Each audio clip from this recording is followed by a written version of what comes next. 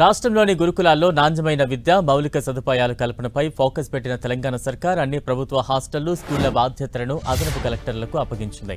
దీనికి సంబంధించి తెలంగాణ సీఎస్ శాంతకుమార్ ఉత్తర్వులు జారీ చేశారు. మహిళా ఐఏఎస్ అధికారులు క్రమం తప్పకుండా ఈ నెల నుంచి బాలికల గురుకులాలను సందర్శించాలని ఆదేశించారు. రాత్రి అక్కడే పడుకుని స్టూడెంట్లతో మాట్లాడి సమస్యలు అడిగి తెలుసుకోవాలని సూచించింది.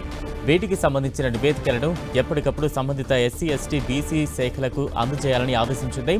ఇక మధ్యాహ్న భోజనం టైంలో సడన్ విజిట్లు చేపట్టాలని అదనపు కలెక్టర్లను ప్రభుత్వం ఆదేశించింది. ప్రతి నెల కలెక్టర్లు దీనిపై రివ్యూ చేయాలని సూచించింది.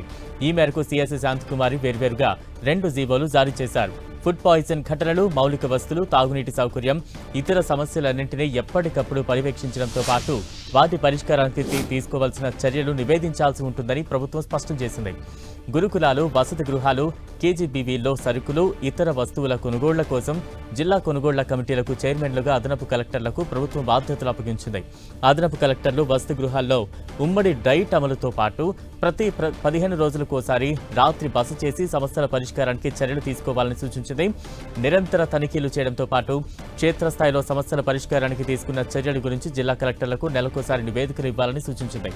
ముఖ్యంగా ఏజెన్సీలు, గిరిజన ప్రాంతాల్లోని విద్యాలయాలపై ప్రత్యేక దృష్టి పెట్టాలని, విద్యార్థులు, తల్లిదండ్రుల నుంచి వచ్చిన ఫిర్యాదులను ఎప్పటికప్పుడు పరిష్కరించాలని ఆదేశించింది. నివేదికను సంబంధిత సంక్షేమ శాఖకు 7 రోజుల్లో పంపడంతో పాటు అవసరమైన సూచనలు చేయాలి. వాటిపై సంబంధిత విభాగాలు తీసుకున్న చర్యల్ని ప్రతి 3 నెలలకోసారి సాధారణ పరిపాలన శాఖకు నివేదిక పంపించాలి. ఇక జిల్లా కలెక్టర్లు నెలకోసారి సమీక్షించి విద్యార్థుల సంక్షేమం, మౌలిక సదుపాయాలపై చర్చించాలని సూచించింది. జిల్లా కలెక్టర్లు ఈ సమావేశాల వివరాలను సంబంధిత సంక్షేమ విభాగాలకు నివేదికలు పంపిస్తారని ప్రభుత్వం ఉత్తర్వులు జారీ చేసింది.